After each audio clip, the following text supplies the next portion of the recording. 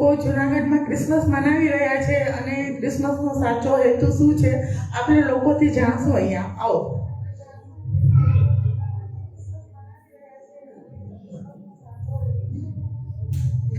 આપનું નામ?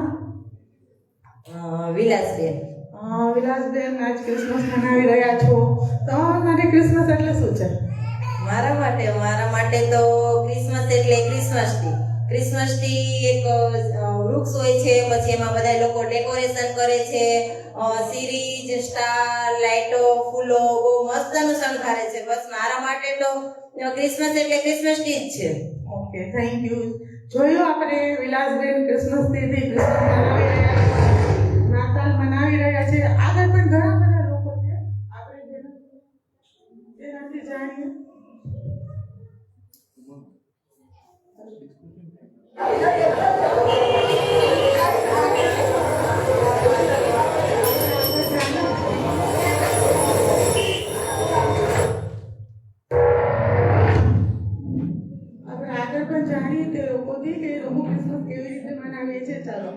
આપનું નામ? ઉર્મિશા. અચ્છા, ઉર્મિશાબેન બધા ક્રિસમસ મનાવે છે, તમે પણ મનાવો. તમારા માટે ક્રિસમસ એટલે શું છે? મારા માટે ક્રિસમસ એટલે કેક બનાવવું. હું તો ડિસેમ્બર મહિનો રાત જતી હોય કે કેક બનાવવાનું. હું નાના છોકરાઓને કેક ખવડાવું, પછી આખા પાડોશીને ખવડાવું, પછી ડાન્સ કરું, એન્જોય કરું. મારા માટે તો કેક બનાવી છે. Very good. ઉર્મિશાબેનથી આપણે જાણ્યું છે કે તે ક્રિસમસમાં કેક બનાવે છે, લોકોને ખવડાવે છે અને ડાન્સ પણ કરે છે. ચાલો આગળ પણ જાણશું કે ક્રિસમસનો સાચો હેતુ શું છે લોકોથી આપણે.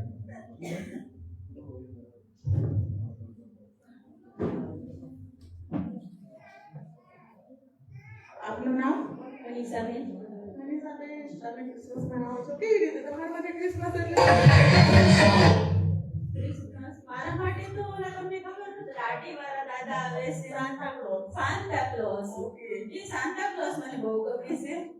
સારી ગિફ્ટ આપે છે, ચોકલેટ આપે છે અને એ બહુ ગમે છે. પણ એના માટે ને એમ થાય કે આપણને ગિફ્ટ આપશે, આપણે ગિફ્ટ માટે તૈયાર રહી.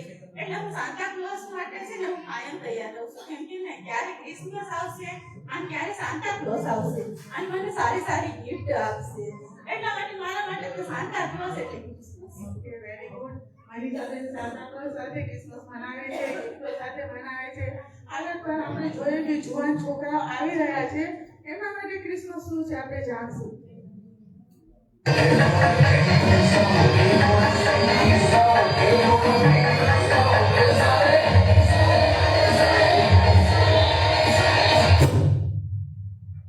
આપણા માટે ક્રિસમસ પાર્ટી કરવું, નાચવું, ગાવું, આપણા માટે નારિયેળ મોઢે ખોલીએ, નાચવું, ગાવું, પગમાં જવું, બસ એ જ છે બરાબર. પાર્ટી મીન્સ કઈ રીતની પાર્ટી? ક્રિસમસ છે અત્યાર સુધી અમને કંઈ ખબર તો નથી. અમે જોયું કાંઈ લાઈટો ને નાચ કરતા છે તો અમે આવ્યો જોવા કે શું છે ક્રિસમસ એટલે. અચ્છા, એટલે બીજાને જોઈને તમે પાર્ટી કરો, એ લોકો કરે એવી રીતના હા, તમે તમને ખબર તો નથી શું જાણો સારું મને. ઓકે, ચાલો. તમે જાણ્યું કે જુવાન છોકરાઓ છે, પાર્ટીઓ કરે છે, કેવી રીતે ક્રિસમસ મનાવે છે.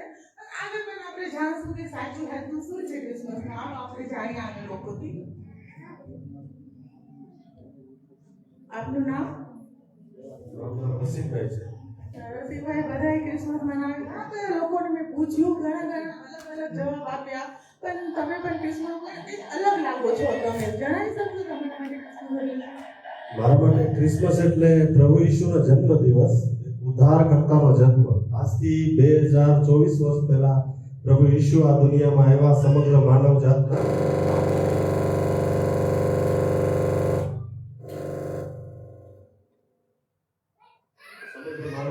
પાપોના અપરાધોની ગુનાહોની સજા પોતાના ઉપર લેવા માટે. અને મારા માટે ક્રિસમસ એટલે એક ઉદ્ધારકર્તાનો જન્મ. અચ્છા, આપ શા માટે મનાવો છો ક્રિસમસ?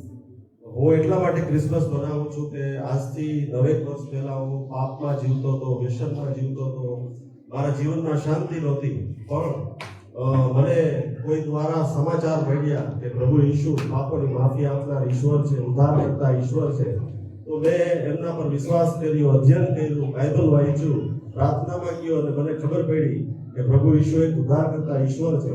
તો મેં એમને મારા ઉદ્ધારકર્તા તરીકે સ્વીકાર્યા અને મારું જીવન બદલી ગયું. મારા જીવનમાં શાંતિ આવી. અચ્છા, થેન્ક યુ રસિકભાઈ. ઘણા બધા લોકોથી પૂછ્યું કે ક્રિસમસ એટલે શું છે, લોકોએ મને અલગ અલગ જવાબ દીધો. પણ તમારા પાસેથી આ સાચું જાણવા મળ્યું કે ક્રિસમસનો મતલબ શું છે, નાતાલ લોકો શું કામ ઉજવે છે, એના માટે થેન્ક યુ.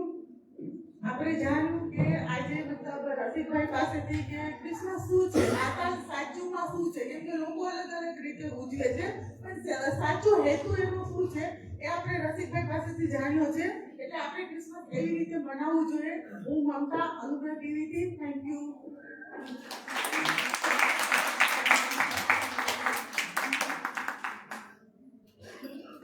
થેન્ક યુ મમતાબેન અને તમારા ટીમના માટે. તમને સંભળાય છે અવાજ આવે છે પાછળ સુધી કે થોડુંક જ અવાજ આવે છે? હું તમને જ પૂછું છું, અવાજ આવે છે અમારી? આવે છે? હા, આમાંથી ઘણા બધા લોકો ક્યારે સ્કૂલમાં પણ એમને સ્ટેજમાં મોકો નહીં મળ્યા હોય. તમે વિચાર કરો તેઓના માટે 2 ડાયલોગ બોલવું